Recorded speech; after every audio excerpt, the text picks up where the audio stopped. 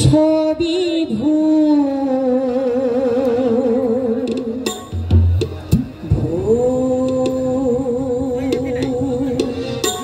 সবই ভুল এই জীবনের পাতায় পাতায় যা লেখা সে ভুল সবই ভুল সবই ভুল এই শ্রাবণে মন ফাগুন যদি দেখা সে ভুল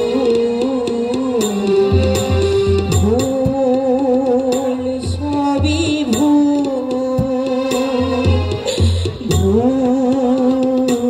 সবই ভুল। এই গানটার অর্থ আমাকে বুঝিয়ে দিতে হবে না কিন্তু। হ্যালো, কেন গাড়ি আমি কি ঘাসে মুখ দিয়ে চলি? রাস্তাতে আমি বুঝি না? চোখের সামনের ধারা বইছে, বলতে হবে কি দুঃখে আমি তোমাকে রেখেছি। কেন কেন কান্নাকাটি কেন হচ্ছে? তুমি অযথাই মাথা গরম করছো। আমি তো কোনো অভিযোগ করিনি। তুমি দয়া করে আমাকে বিয়ে না করলে আমার দাদার জেল ছিল অবধারিত।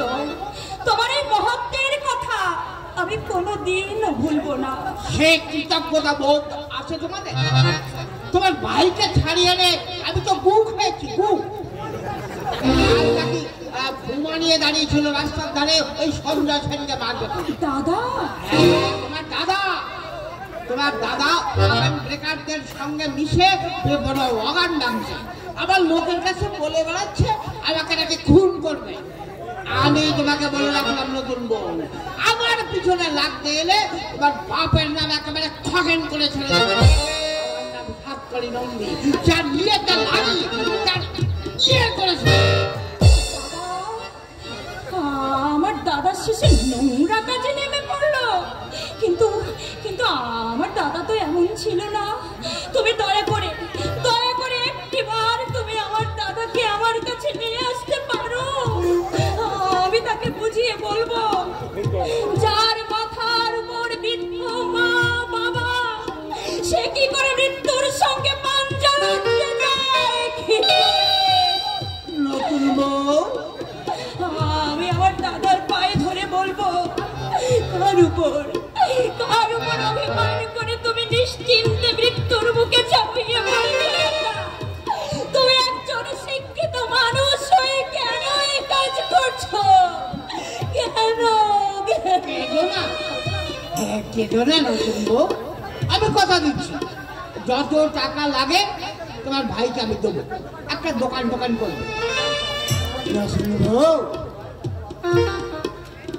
শুনবো তোমাকে কত ভালোবাসি।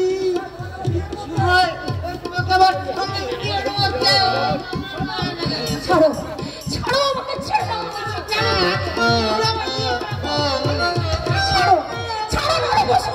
ছাড়ো।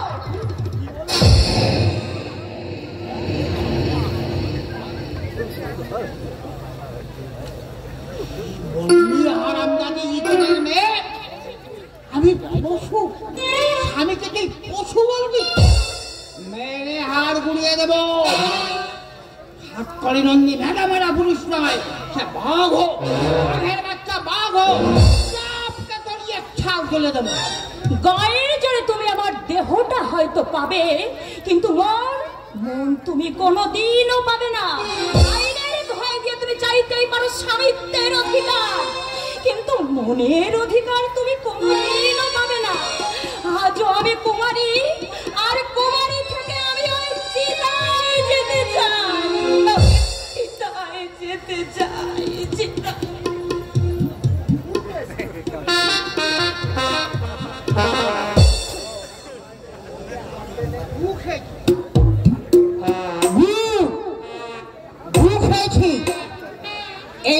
হারামজাদি ছোট লোকের মেয়েকে বিয়ে করে আমি ডান হাতে করে খুন করে ফেলবো। ওই ইটনের মেয়েকে আমি মাটি চাপা দেবো। কি ভুল করেছি, কম বয়সী মেয়ে ছেলেকে বিয়ে করে আমি ডান হাতে করে বুক হয়েছি। কি ব্যাপার নন্দীমশাই, মাথায় হাত দিয়ে বসে আছেন কেন নন্দীমশাই? বাবু আপনাকে এক্ষুনি একবার দেখা করতে বলেছে। রাত্রে আমি কোথাও যেতে পারবো না। ও নতুন বউকে ছেড়ে যেতে মন চাইছে না বুঝি? বেশ মজায় আছেন তাহলে। মাথা আমার গরম আছে। ছেলে অল্প বয়সে মেয়ে ছেলেকে বিয়ে করে আমি দুঃখ হয়েছি। আগে জানলে কোন শালা এই কুকর্মটি করে। প্রাণটা আমার অস্থাগত করে দিলে হারামজাদি। কি ব্যাপার নন্দীমশাই, মনে হচ্ছে বিয়ে করে আপনি সুখ পাননি? সুখ একেবারে তেলের মতো গড়িয়েছে। জীবনটা আমার দুর্বিষহ করে দিল। কোনদিন শুনবে যে আমি মনের দুঃখে আত্মহত্যা করি? আচ্ছা বিনোদ, আচ্ছা একটা কথা তোমাকে জিজ্ঞাসা করাচ্ছি। বলুন বলুন। আচ্ছা বাজিতে অনেক রকম বিজ্ঞাপন দেখেছি, কি সব অলৌকিক উপায় নাকি আমার বয়স কমিয়ে দেওয়া যায়, বশীকরণের তাবিজ কবজও নাকি পাওয়া যায়। ভাই ভাই পারবে ওরকম একটা কিছু ব্যবস্থা করে দিতে? আমার এই বয়সটা 65, কমিয়ে 40 এনে দিতে পারে এমন কোনো ব্যবস্থা আছে? আছে আছে, তবে বেশ কিছু খরচ হয়ে যাবে। কিন্তু খরচ হোক, খরচের জন্য আমি ভাবি না। আসলে বিনোদ জিনিসটা তো ভালো নাকি? আগে 2,000 টাকা আমি খরচ করবো। মোট কথা বউকে বুঝেছ,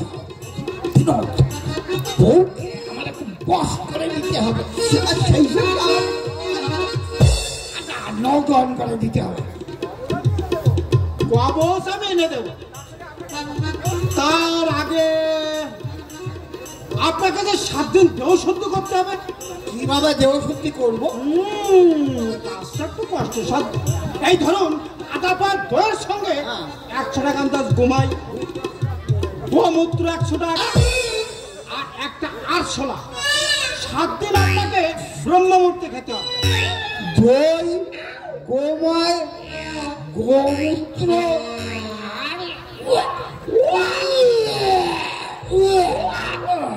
বাবা আসলে যে বৃষ্টির গন্ধ মানুষের হয় নাকি? অন্য প্লাসনের ভাত করতে খায় নন্দীমশাই, আমার এক মামাতো ভাই গাধার ছেলে খেয়ে বহু বাস করেছিল, সে বিধান তো আমি আপনাকে দিলাম না। বিনোদ উপকার হবে তো?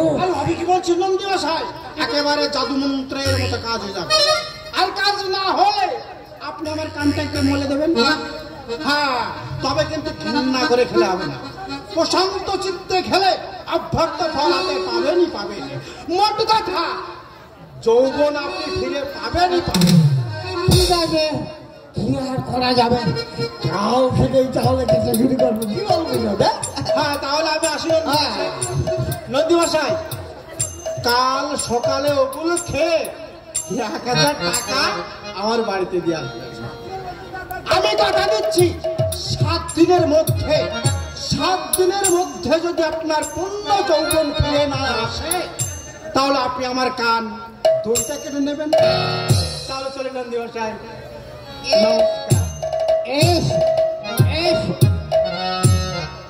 পূর্ণ যৌবন ফিরে আসবে। আগে যৌবন ফিরে আসুক, তারপর চুল কিনে মাথায় লাগে। টাকায় নাকি বাঘের দুধ পাওয়া যায়, আর যৌবন পাওয়া যাবে না? নিশ্চয়ই যাবে। নমস্কার নন্দীমশাই। খুব চিন্তান্বিত মনে হচ্ছে। নতুন বিয়ে করলেন, আমাদের মিষ্টি কোথায়? মিষ্টি বিয়ে বিয়ে করে আমার বিয়েতে বাল যাচ্ছে। কেন? যাচ্ছি না, আমার ঝামেলা হয়ে যাচ্ছে। কেন কেন কারণ কি? বউ বুঝেছো, বউ বস মানছে না। আজ অবশ্য একটা আমার মুষ্টিযোগের সন্ধান পেয়েছি, তো কাল থেকে খেতে শুরু করবো। মুষ্টিযোগী কাজ হয় নন্দী মশাই? তাহলে ফরমালাটা বলুন তো, আমিও খাবো। হ্যাঁ, আপনিও খাবেন? আধা পাওয়া দই, 100টা গোবর, 800টার সঙ্গে গোমূত্র 100টা।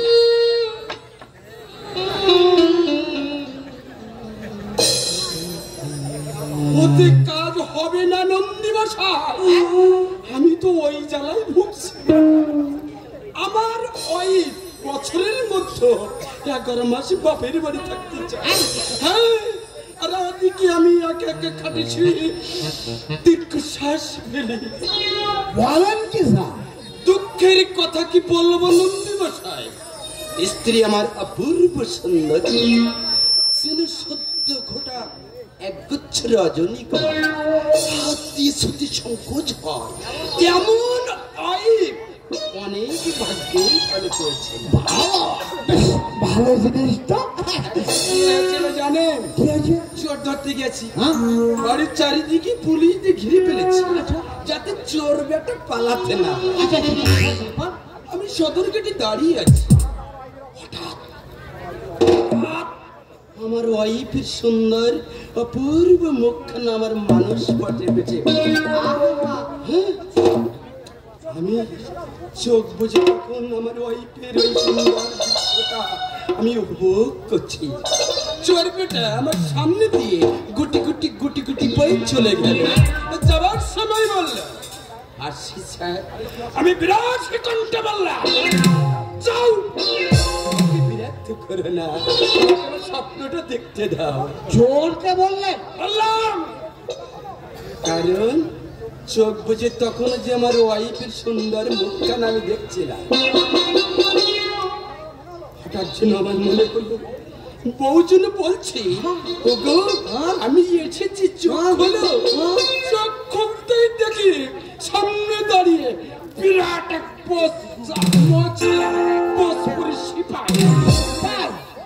বউ না হচ্ছিল কোন রকমের সামনে নিলাম। কোথায় আমার সুন্দরী ওয়াইফ আর কোথায় বোসপুরি সিপাই। রাগ হবে না? আপনি বলেন নন্দী মশাই, রাগ হবে না? আপনার লোক তো আমার চেয়েও সিরিয়াস, আপনি বাঁচবেন কি করে? বেশি কি আসি নন্দী মশাই, আমি তো জীবামৃত। তবে আমিও প্রতিজ্ঞা করছি, যতদিন বউ বাড়িতে না আসবে আমি চোর ডাকাত একটাও ধরবো। কেন ধরবো? কেন ধরবো? বউ যদি আমার কথা না ভাবে, আমি বা সমাজের কথা ভাবতে যাবো? হয়ে গেছি আমার ভাবতে। কি বলতে এসেছিলেন তা তো বললেন না। বলেনি বুঝি? বইয়ের কথা ভাবলে সত্যি আমার মাথাটা গোলমাল হয়ে যায়।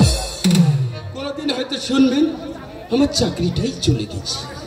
আমি ওই মানে ওই যে কি বলে না, একবারে মানে সন্ন্যাসী হয়ে গেছে। বাবু, যা বলতে এসেছিলাম, আপনার সম্বন্ধে দীপককে একটু সাবধান করে দেবেন। প্রকাশ্য দিনের বেলা চিন্তাই করছে, ডাকাতি করছে। আপনার সঙ্গে বিয়ের কারবার আছে বলে কথাটা আপনাকে জানিয়ে গেলাম, পরে কিন্তু আমাকে দোষ দিতে পারবেন না।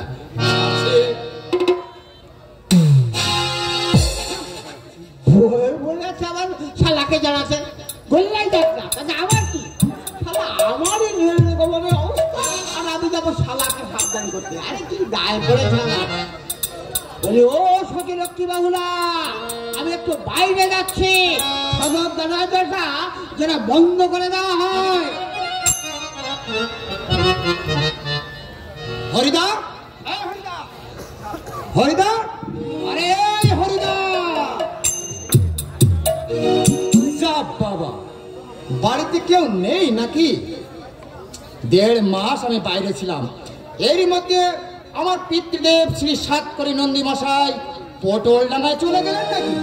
বাহ, খুব ভালোই হয়েছে। তাহলে তো এই পুরো সাম্রাজ্যটাই আমার। দীপা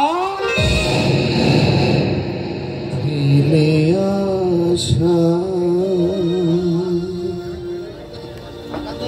স্মৃতি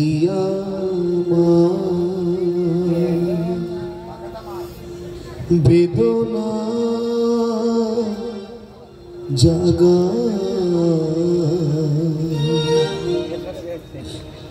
মন কেন খুঁজে ফেরে শুধু যেন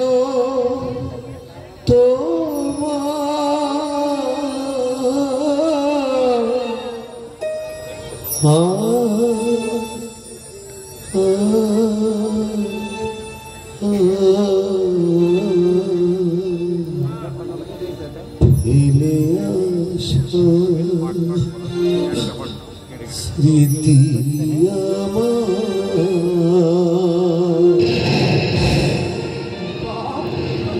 তুমি ঘরে এসো, আমি সব কথা তোমাকে বলবে। কি বলবে তুমি? মাত্র 1.5 মাস তুমি আমার জন্য অপেক্ষা করতে পারলে না। তাছাড়া তুমি তুমি আমাদের বাড়িতে এলে কেন? জবাব দাও দীপা, তুমি জবাব দাও। তুমি তুমি এখানে কেন? এই দীপা, এই দীপা, আমি তোমার হাত ধরে মিনতি করে বলছি, বলো না, বলো না, তুমি কেন এখানে? বলো না। তোমার বাবা, আমার বাবা? তোমার বাবার সঙ্গে, বাবার সঙ্গে? তোমার বাবার সঙ্গে আমার বিয়ে হয়েছে।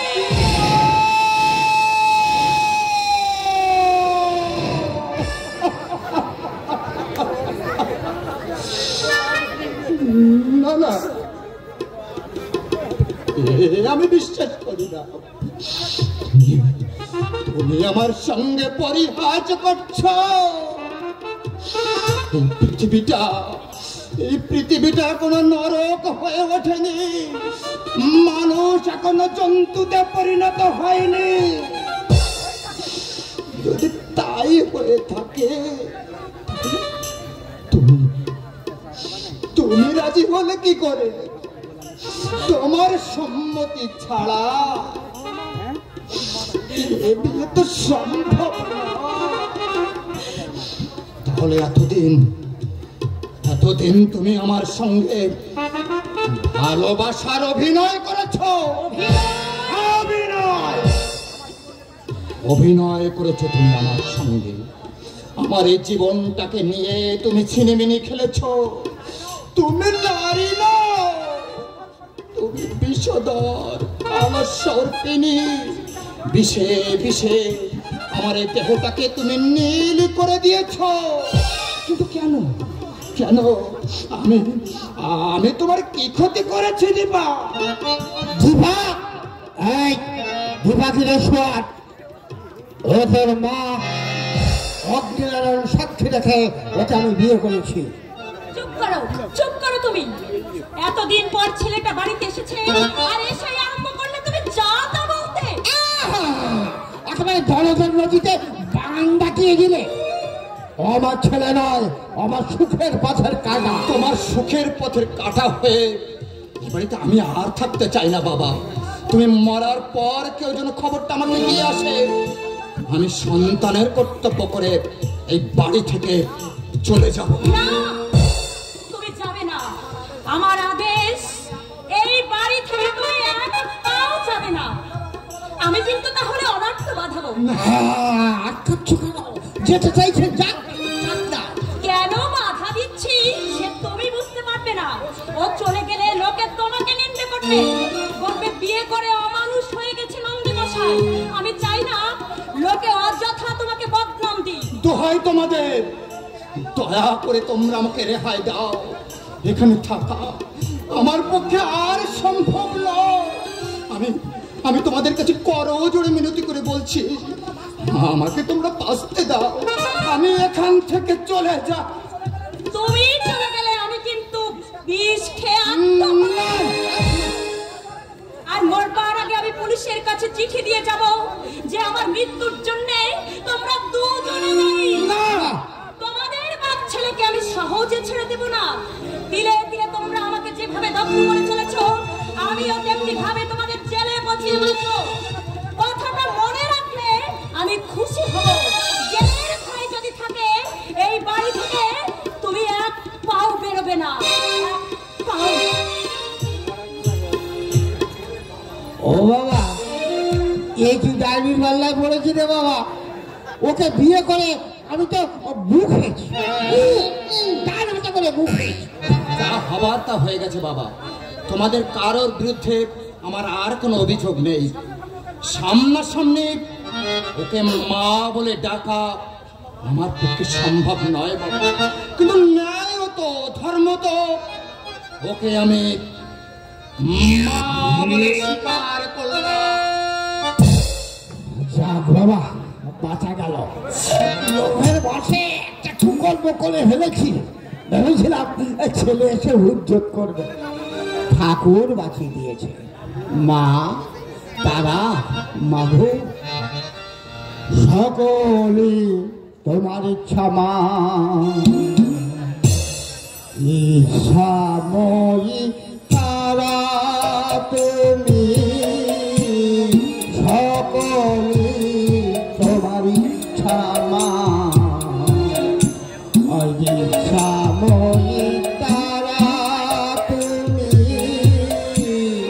তোমার কর্ম তুমি করো মা। তোমার কর্ম তুমি করো মা। লোকে বলে করি আমি, সকলে তোমার ইচ্ছা মা।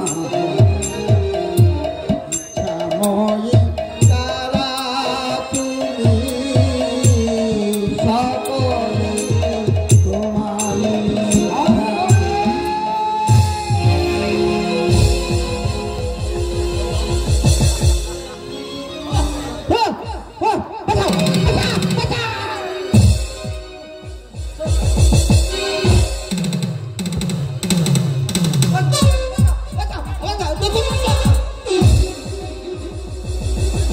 চিৎকার করলে মুখটা জন্মের মতো বন্ধ করে দেবো সাত করি। এটাকে দেখতে পাচ্ছিস? ছুরি এতক্ষণ তোর বুকে চালাইনি কেন জানি? জানি আমি তোমার ভক্ত। দীপার বৈধব্য আমি চাই সাত করি, কিন্তু এত সহজে তোকে আমি মারবো না। আমার বুকে যেমন আগুন জ্বলছে তেমনি আগুন আমি তোর বুকে চালিয়ে দেবো। একটা একটা করে তোর অঙ্গ প্রত্যঙ্গ আমি কেটে নেবো। প্রথমে উঠে নেবো তোর চোখ দুটো, যে চোখ দিয়ে তুই আমার বন্ধুকে দেখেছিস। আজ তোর নিস্তর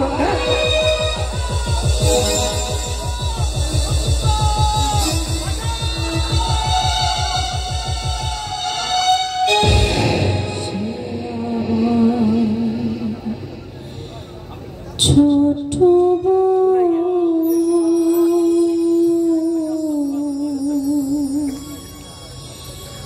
বড়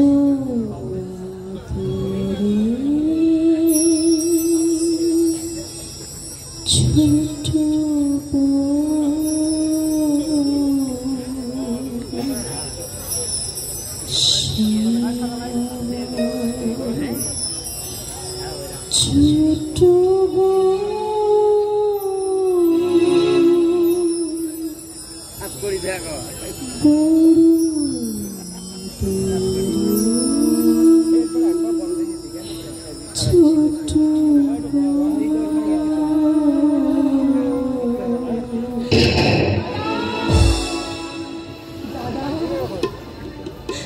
তুমি তো এমন ছিলে না দাদা। পথ থেকে একটা কুকুরের বাচ্চা কুড়িয়ে এনে বসেছিলে। সেই কুকুরটা লরি চাপা পড়ে মারা যেতেই কেঁদে ভাসিয়েছিলে তুমি। সেই তুমি কি করে ছুরি হাতে মানুষ খুন করতে এলে কি করে এলাম, কি করে ছুরি হাতে মানুষ খুন করতে এলাম? আমাকে জিজ্ঞাসা করছিস দীপা? ওরে আমাকে নয় রে, আমাকে নয়, জিজ্ঞাসা করো দে আমাকে সমাজ বিরোধী গুন্ডা সাজিয়েছে কারা? কারা আমাকে মানুষ থেকে অমানুষ তৈরি করেছে? ওরা ওরা ওরা ওরে দীপা, আমিও তো আর 5 জন মানুষের মতো সৎভাবে ভদ্রভাবে বাঁচতে চেয়েছিলাম। আমিও তোমার গরিব মা বাবার মুখে একটু স্বস্তির হাসি ফোটাতে চেয়েছিলাম। আমি তো একটা সাধারণ ছেলের হাতে তোকে তুলে দিতে চেয়েছিলাম, কিন্তু ওরা আমার সাদ স্বপ্ন আশা আকাঙ্ক্ষাকে গলা হাঁটিতে খুন করেছে। আমাকে মানুষ থেকে করে তুলেছে একটা ধূপে জানোয়ার, আমাকে টেনে নামিয়েছে নরকের অতল অন্ধকারে। তুমি চুপ করো দাদা, তুমি চুপ করো। ওসব কথা তুমি ভুলে যাও দাদা। মায়ের মুখের দিকে তুমি তাকাও। এই বয়সে তুমি মাকে আর তুমি দাদা। ভুলে যাব সেদিন যেদিন এই মান্দাত আমলের ঘুম ধরা সমাজ ব্যবস্থাটাকে আমি পুড়িয়ে ছাই করে দিতে পারবো। আমার বুকে জ্বলছে আগ্নেয়গিরি তপ্ত লাভাস্য, আমার রক্তে উঠেছে সামুদ্রিক ঝড়ের তুফান। তাই প্রতিশোধের মধ্যে খুঁজে নেব আমি আমার বাঁচার আনন্দ, আমার জীবনের তৃপ্তি, আমার অশান্ত হৃদয়ে সান্ত্বনা।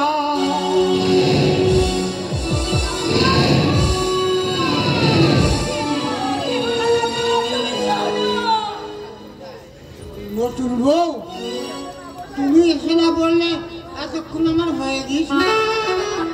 মানুষ নয়, দানব, দানব হয়ে উঠেছে তোমার ভাই। আরে 14 পুরুষের ভাগ্য যে আমার বইটিতে প্রাণটা রক্ষা পেয়েছে। কম বয়সী মেয়ে ছেলেকে বিয়ে করে আমি যার হাতে আমার দাদাকে তুমি সুমতি দাও ঠাকুর, আমার দাদাকে তুমি সুমতি দাও, নইলে আমার মাকে আর বাঁচানো যাবে না। এইসব কথা যদি আমার মার কানে যায়, মা আমার নির্ঘাত আত্মহত্যা করবে। সারা জীবন দুঃখের সঙ্গে লড়াই করে গেল, আমার মা শান্তি আর পেল না, পেল না।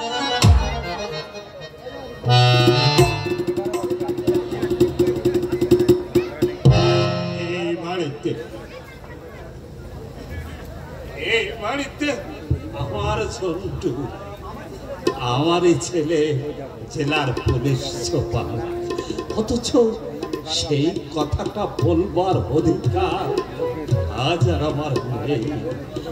ও যদি ওর দাদাকে একটাবার বুঝিয়ে বলতো, হয়তো পরিবর্তন হতে পারত দীপকে। কে কে ওখানে দাঁড়িয়ে? আমি বলি আমিটা কে? আমি শিবনাথ। ও তাই বলো, আমি তো ভাবলাম বাড়িতে মনে হয় চোর ঢুকেছে। তা কি মনে করে? টাকা পয়সা চাইলে কিন্তু দিতে পারবো না। এর আগে কিন্তু তোমাকে আমি অনেক টাকা দিয়েছি। আগে আমি বড় বিপদে পড়ে এসেছি মণিশঙ্কর বাবু। বিপদ? আগে আমার বড় ছেলেটা দিন দিন যেভাবে বড়োয়া হয়ে উঠেছে, হয়তো পুলিশের গুলিতে কোনোদিন ওর প্রাণটাই চলে যাবে। তাই আমি ঝন্টুর কাছে এসেছিলাম, ও যদি দীপককে একটু বুঝিয়ে, আমার দৃঢ় বিশ্বাস ওর কথা ও নিশ্চয়ই শুনবে। কি দায় বলেছে কল্যাণে? আমি তোমাকে লাস্টে ওয়ার্নিং দিচ্ছি, এই ধরনের মতো যখন তখন তুমি আমার বাড়িতে আসবে না। কল্যাণের সঙ্গে তোমাদের কোনো সম্পর্ক নেই। দত্তক নেওয়া ধরে নে, সেই কথা স্পষ্ট লেখা আছে। আইন মোতাবেক ও ছেলে আমার। আইন হয়তো সে কথা বলবে মণিশঙ্কর বাবু, কিন্তু মানবিকতা মানবিকতা কিসের অভাবের সময় তোমার 1 বছর ছেলের জন্য আমি তোমাকে 5,000 টাকা দিয়েছিলাম। সেই টাকা না পেলে তোমাদের উপোস করে মরতে হতো।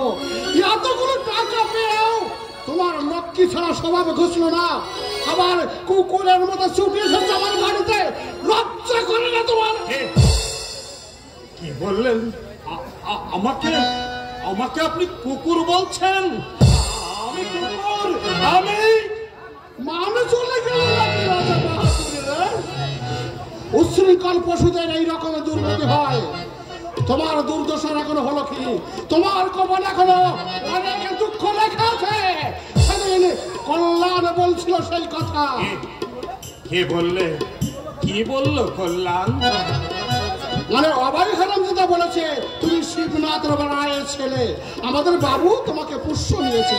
শুনে কল্যাণ কি বলো জানো? যে আমার দুর্ভাগ্য যে আমার একটা নিজ পরিবার আমার জন্ম হয়েছে। কল্যাণ আর ঝুন্টু বললে আমরা নিচ বংশ? বলবেই তো, বলবেই তো। আমি যদি মানুষ হতাম, সন্তান বিক্রি করে ক্ষুধার জ্বালা মেটাতাম না। ক্ষুধার জ্বালা বলছিলাম তোমার বিপদ হতে নিষ্কৃতি পেতে যদি কল্যাণের সঙ্গে দেখা করতে চাও। না না মণিশঙ্কর বাবু, কি হবে? কি হবে দেখা করে? ও তো আর আমার ছেলে ঝন্টু নয়, ও তো আপনার ছেলে কল্যাণ চৌধুরী। শিবনাথ রায়ের ব্যথা সে কি করে বুঝবে? তবে একটা কথা আপনি শুধু কল্যাণকে বলবেন, কি? আমি নিজ হতে পারি, কিন্তু হেমন্তপুরের রায় বংশ নিজ নয়, নিজ নয়। যদি 2-5টা টাকার প্রয়োজন হয় আমি সেটা তোমাকে ভিক্ষে হিসেবে দিতে পারি। টাকা ভিক্ষে দেবেন মণিশঙ্কর বাবু? মণিশঙ্কর বাবু, হেমন্তপুরের রায় বংশের ছেলেরা ভিক্ষে নেয় না, ভিক্ষে দেয়। যেমন আমি আপনাকে একদিন দিয়েছিলাম আমার 1 বছরের ছেলে জন্তুকে। সেদিন আপনার লাখ টাকা থাকতেও আপনি সেদিন আমার দুয়ারে হাত পেতে দাঁড়িয়েছিলেন। আর আমি ভিক্ষে দিয়েছিলাম। মণিশঙ্কর বাবু, হেমন্তপুরের রায় বংশের ছেলেরা না খেয়ে মরে গেলেও কোনদিন ভিক্ষে চাইবে না, কোনদিন ভিক্ষে চাইবে না।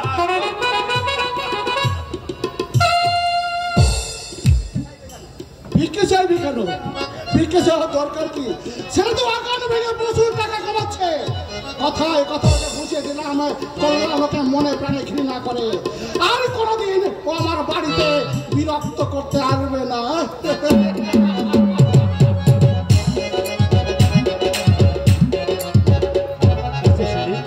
তুমি তো ছোটবেলা থেকে কনভেন্টে লেখাপড়া করেছো। হ্যাঁ। আচ্ছা বলতে পারো বর্তমান কলকাতা আদির নাম কি ছিল? কি জানি? আচ্ছা কলকাতা নগরীর স্থাপন করেছিল যে ভদ্রলোক, তার নাম নিশ্চয়ই জানবে যেহেতু তুমি ইংলিশ মিডিয়াম পড়েছো। না, জানি না। ঈশ্বরচন্দ্র বিদ্যাসাগরের নাম নিশ্চয়ই শুনেছো? কেন শুনবো না? কি একটা স্কুলে মাস্টারি করতেন ভদ্রলোক। শেষ বয়সে নাকি অনেক দুঃখে কষ্টে মারা যান। এসব বই টইও নাকি লিখেছেন। বাহ বাহ বাহ বাহ বাহ বাহ, আসলে সত্যি তুমি লেখাপড়া শিখেছো। তোমার আউটলেস নলেজ কিন্তু দারুণ ছাড়।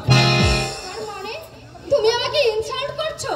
মাই গুডনেস, তাই কি কখনো পারি? তোমার বাবা কোটিপতি মানুষ, তোমাকে সাইড স্কুলে পড়িয়েছেন, অথচ কি মজা দেখো, কলকাতার আদি নাম ছিল সুতানাটি। এই কথাটাই তুমি জানো না, যার জন্মদিন নামই কোনোদিন শোনোনি। দেখো, কলকাতা নগরে স্থাপন করেছিলেন জাব চানক নামের একটা ইংরেজি ভদ্রলোক, আর পণ্ডিত ঈশ্বরচন্দ্র বিদ্যাসাগর ছিলেন বাংলা ভাষার জনক। আমি কিন্তু সাইড স্কুলে না পড়ে কথাগুলো জানি। তুমি যখন তখন আমাকে জব্দ করে আনন্দ পাও। কি করেছি আমি তোমার? কেন তুমি আমাকে অপমান করবে? আমাকে তোমার পছন্দ হয় না সে কথা বলে দিলেই হয়। আমি আজই ব্যাপীর ওখানে চলে যাব। কি আশ্চর্য! আমি যতই চেষ্টা করি তোমার মন জুগিয়ে চলতে, ততই তুমি আঘাত দিয়ে আমাকে দূরে সরিয়ে দাও। ভাবো আমি কিছু বুঝি না, বাবার সঙ্গে তোমার মতের অমিল হতে পারে, কিন্তু আমি কি করেছি? কেন তুমি আমাকে অপমান করবে? আমি তো বলেছি আমি যা জানি না তুমি আমাকে শিখিয়ে দাও। তবু যদি তুমি এরকম করো, একদিন সত্যি আমি তোমাকে মুক্তি দিয়ে চলে যাব। মুক্তি দিয়ে চলে যাব, মুক্তি দিয়ে চলে যাব। সত্যি আমি যেন দিন দিন কেমন হয়ে যাচ্ছি। শেলির অভিযোগ মিথ্যা নয়, মানুষকে আঘাত দিয়ে আমি যেন আনন্দ পাই। যেদিন অময়দার মুখে আমি শুনলাম মণিশঙ্কর বাবুর বর্ষপুত্র আমি, সেদিন থেকে আমার মনের মধ্যে একটা ঝড় উঠলো। কিন্তু শত চেষ্টা করো আমি অময়দার মুখ থেকে জানতে পারলাম না কোথায় আমার বাবা, কোথায় আমার মা। কে? ও আপনি? আসুন আসুন দাদা বাবু আসুন। দেখা করতে বলেছিলেন স্যার? হ্যাঁ, আপনার নামে তো প্রচুর অভিযোগ। অভিযোগ? হ্যাঁ অভিযোগ। আপনি কি অফিসে বসে বসে আপনার স্ত্রীর ধ্যান করেন? কারো কোনো অভিযোগ আপনি লিপিবদ্ধ করতে চান না? এসব কথা কি সত্যি? কি করবো স্যার, ওয়াইফ যদি শ্বশুর বাড়ি থাকি, এই সমাজ বিয়ে করেছি, কিন্তু ওই ওয়াইফ যদি ক্রিমিনালের মতো ব্যবহার করে স্যার, কাজে মন বসাবো কি করে স্যার? আপনি হাসছেন স্যার, বুক ফেটে আবার কান্না বেরিয়ে আসতে চাইছে স্যার। রোজ 10 পাতা করে চিঠি লিখি, কোনো উত্তর পাই না। কোনদিন হয়তো শুনবেন এই গদাধর দত্ত সুইসাইড করেছে, না হয় সন্ন্যাসী হয়ে হিমালয় চলে গেছে।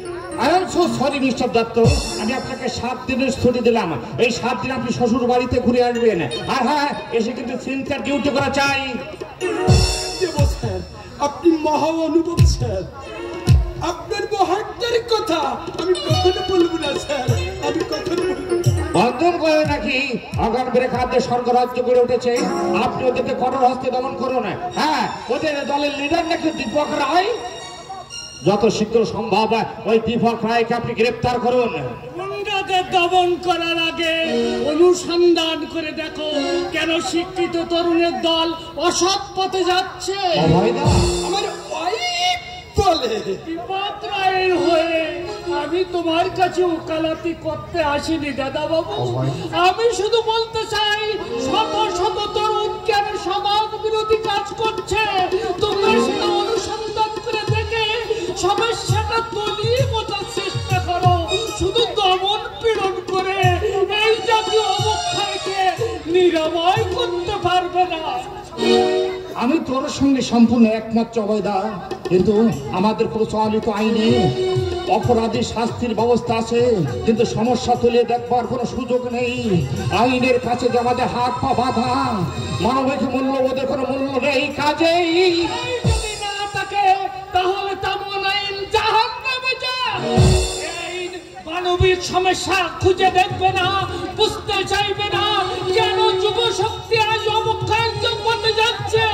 যে আইন অপরাধীকে সংশোধনের সুযোগ দেবে না, সে আইন কল্যাণ না। অভয়দা, মানুষের জন্য আইন, আইনের জন্য মানুষ নয় দাদা বাবু। আমি তোমাকে বলে রাখলাম, পুলিশের টাকা প্রয়োগ করে এই সব বিপদগামী তরুণদের পথে আনতে পারবে না, তাহলে তারা আরো মরিয়া হয়ে উঠবে, সমাজ পিছিয়ে তুলবে।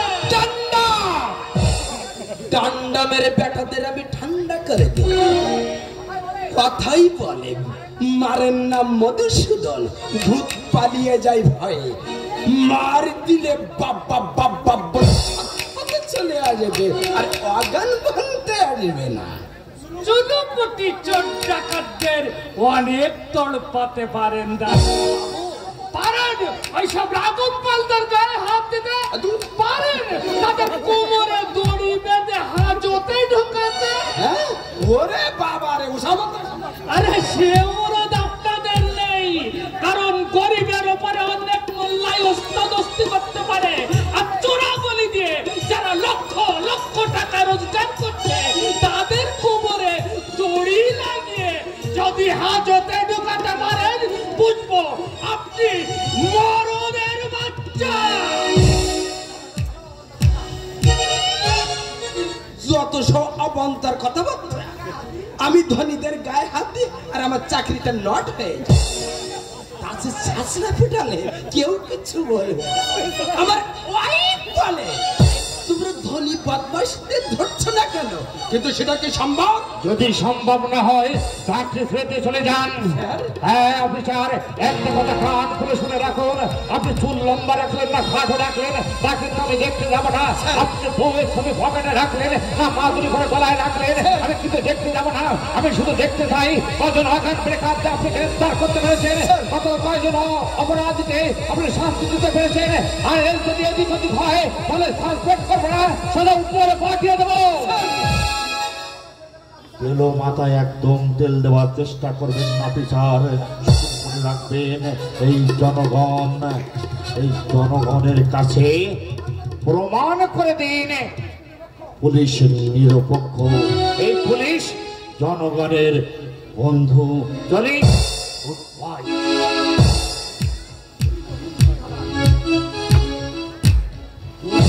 জনগণের বন্ধু।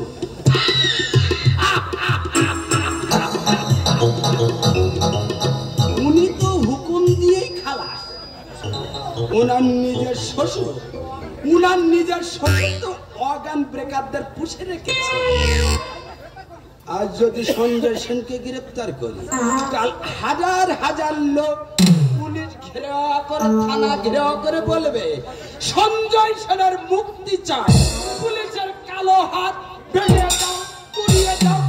না বাবা, দরকার নেই, ওটা যাবো না।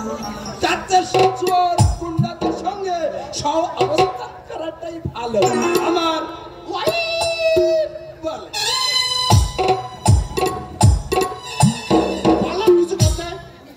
পুলিশ মন্ত্রীকে বলেছি বিবেচনা করতে।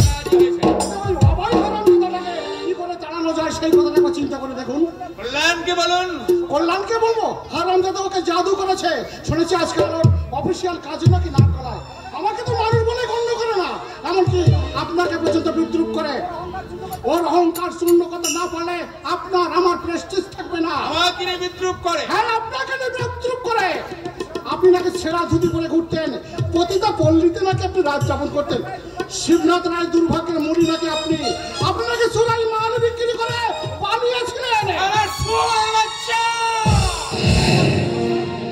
প্রথম জীবন আপনি যাই করে থাকুন, একটা চাকর বলবে সেই কথা? এত বড় স্পর্ধা হয়? ছেলেকে বললে ও আমার কোনো কথাই কর্ণপাত করে না। ও রাজখানায় পেয়ে তো বেটা মাথা উঠে বসেছে। আপনি দাঁড়ান, আমি আসছি। হারামজাদা কল্যাণকে বলেছে সে আমার পালিত পুত্র। ভাগ্যিস ওর বাবার পরিচয় দেয়নি। 1 বছর বয়স থেকে যাকে আমি স্নেহ মমতা দিয়ে তিল তিল করে বড় করেছি, সে আমার বড় হয়ে যাবে ভাবতে আমার কান্না পায়। ছলে বলে কলে কৌশলে যেমন ভাবে হোক ওই অবৈধকে এই বাড়ি থেকে তাড়াতেই হবে। আপনি কি আজই কল্যাণ করে চলে যাবেন বাবা? না বৌমা, আজ রাতে এখান থেকে কাল সকালে চলে যাব। আমিও যাব আপনার সঙ্গে। সে কি বৌমা, এখানে কল্যাণ থাকবে, তাকে দেখাশোনা করবে কে? তার পেয়ারের চাকর আছে। তুমি কি অভয়ের কথা বলছো? হ্যাঁ বাবা। তুমি আমাকে হাসালে মা। স্ত্রীর সেবা যত্ন কি চাকর দিয়ে হয়? ওর হবে। আমাকে ও দু চোখেই দেখতে পায় না, কথায় কথায় অপমান করে। ও যদি আমাকে ছেড়ে থাকতে পারে আমি কেন পারবো না? আমি কালই আপনার সঙ্গে কল্যাণগড়ে চলে যাব। লাইটারটা খুঁজে পাচ্ছি না, লাইটারটা খুঁজে পাচ্ছি না। লাইটার কোথায় রেখেছিলে বাপি? মনে হয় তো টেবিলের উপর। টেবিলের উপর থেকে লাইটার চুরি? না না, বাইরের চোর কে নিয়েছে, ঝিঁচা খদ্দের মধ্যে জিনিসটা হাতিয়েছে। বিদেশি জিনিস সুইজারল্যান্ড থেকে এক বন্ধুকে দিয়ে আনিয়েছে। 500 টাকা দিলে এরকম জিনিস এখানে পাবে না। আমি বলছিলাম কি, ওই অভয় নেয়নি তো? না বাবা, অভয় তাকে আমি চিনি। চিনিস?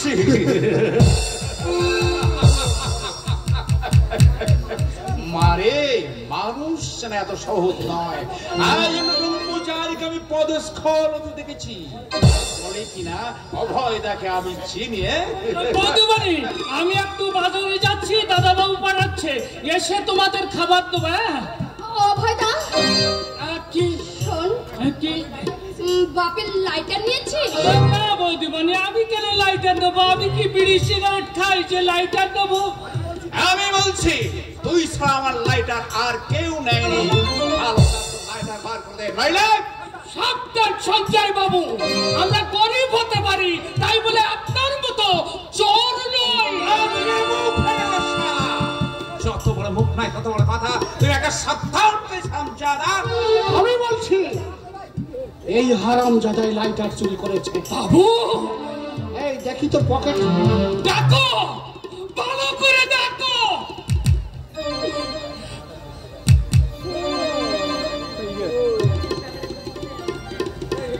এটা কি? কলসলাটা কি? আমি জানি না, এটা তো পকেটে লেগে জানি না, আমি জানি না।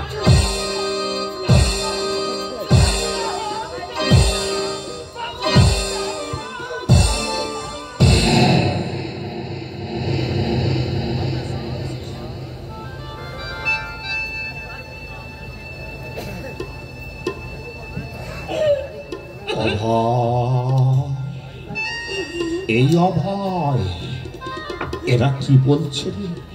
তুই তুই লাইটার চুরি করেছিস? বল বল হারামজাদা, তুই লাইটার চুরি করেছিস? দাদা বাবু, আমি লাইটার চুরি করিনি, আমি লাইটার চুরি করিনি। তুমি বিশ্বাস করো? বিশ্বাস? বিশ্বাস করব? আমি তোকে বিশ্বাস করে হারামজাদা। ওর গায়ে তুমি হাত দেবে না। আমি ভগবানের নামে দিব্যি দিয়ে বলছি দাদা বাবু, আমি লাইটার চুরি করিনি। এই হারামজাদা পাজি, এই তোর প্রবৃত্তি। এই অভয়দা, এই তোর লাইটার প্রয়োজন ছিল, তুই আমাকে বললি না কেন? ওরকম 10-20টা লাইটার আমি তোকে কিনে দিতাম। এই তোকে বিশ্বাস করেছিলাম, আরে বিশ্বাসে এই প্রতিদান দিলি। বল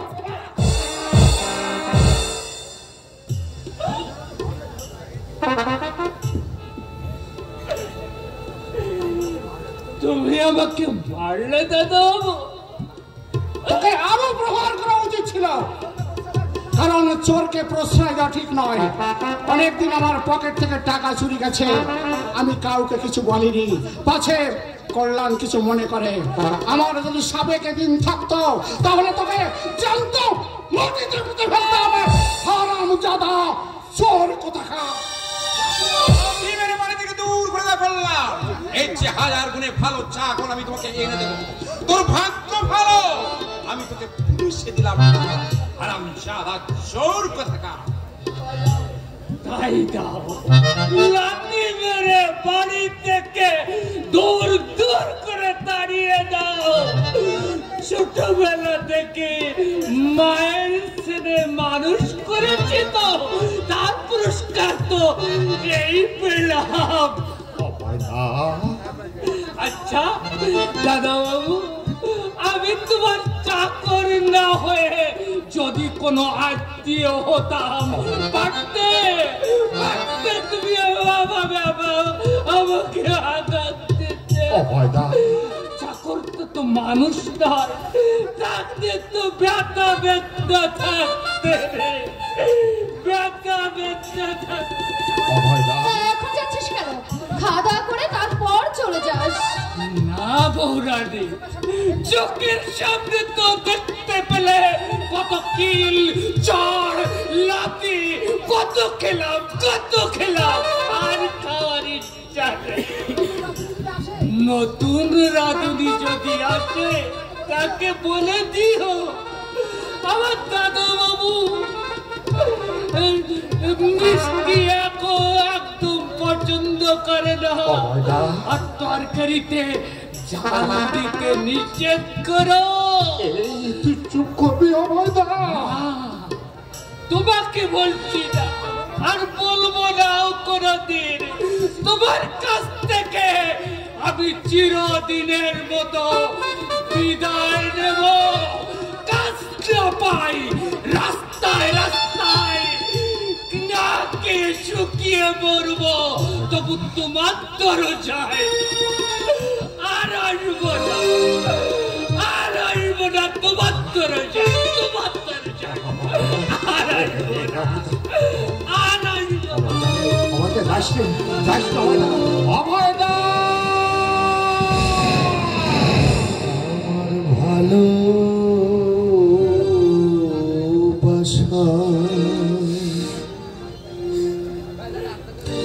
মূল্য আজি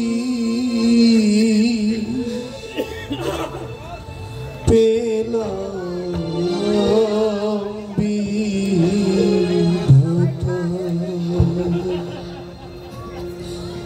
আমার ভালো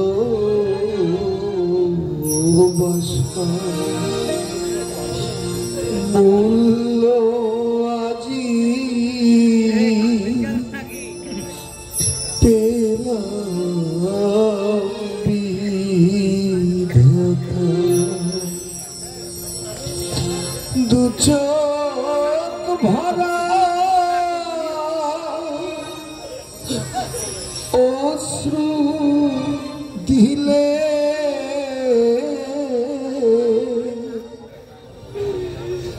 হৃদয় ভরা ব্যথা আমি পেলাম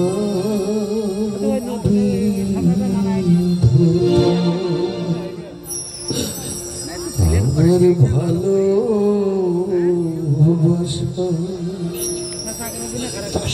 মূল্য আজি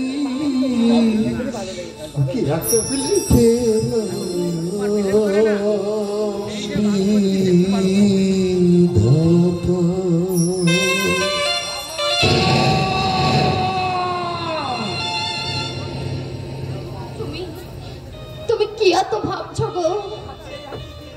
ভাবছি এই হাত দিয়ে আমি কি করবো? অভয়দাকে বললাম শুনি, সে আমাকে ছোটবেলা থেকে মায়ের স্নেহ আদর দিয়ে আমাকে বড় করে তুলেছে, যার কাঁধে চড়ে আমি স্কুলে গেছি, মলিন মুখটা দেখলে যার আহার নিদ্রা সব খুশে যায়, তার গায়ে আমি কি করে হাত তুললাম তুমি বলতে পারো? খেলি বাবা আর বাপের উপর রাগ করে তুমি অভয়দাকে মেরেছো, তাই না? তুমি আমাকে যতই নির্বোধ ভাবো আমি ঠিক ততটা নই। তাছাড়া তোমার সাহচর্যে এসে আমি অনেক কথা বুঝতে পারি, কিন্তু আমি একটা কথা কিছুতে ভেবে পাচ্ছি না।